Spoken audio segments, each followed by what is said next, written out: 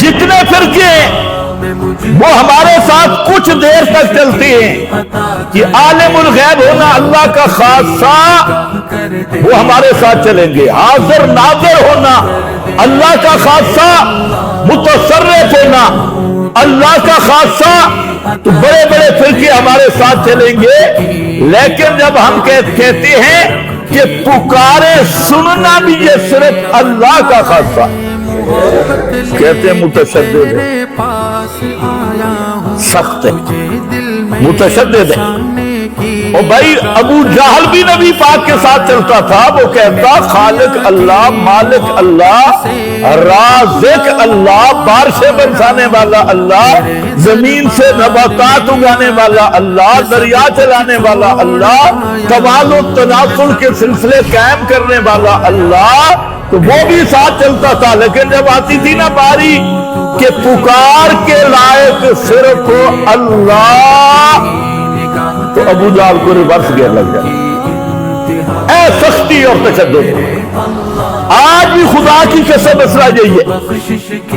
کہ یہ مسئلہ پکار جب بیان ہوتا ہے کہ بغیر اسباب کے سننے والا صرف اللہ،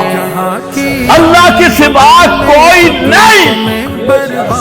دیوبندی کو بھی تکلیف ہوتی ہے، بریلی کو بھی تکلیف ہوتی ہے، رافضی کو بھی تکلیف ہوتی ہے، اور منافق اشاعتی کو بھی تکلیف ہوتی ہے، جو دوسروں کے ٹکڑوں پہ پلنے والا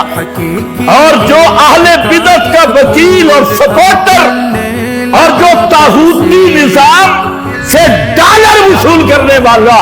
ابلیس اور شیطان کی شکل میں اپنے آپ کو اشاعتی کہلواتا ہے۔ جب یہ مسئلہ آئے کہ بغیر اسباب کے سننے والا صرف اللہ، اللہ کے سوا کوئی بغیر اسباب کے سنتا نہیں، نہ پیغمبر کریم سنتے ہیں، نہ ولی، نہ اللہ کے نبی، جب یہ مسئلہ آتا ہے کہتے ہیں تشدد ہو، سختی ہو، سختی۔ تو یہ مسئلہ یہاں فلا تدعوا مع اللہ احدا، قرآن نے اس مسئلہ کو سب سے زیادہ کھولا، اور پورے قرآن میں جتنا یہ مسئلہ بیان ہوا کوئی مسئلہ بیان نہیں ہوا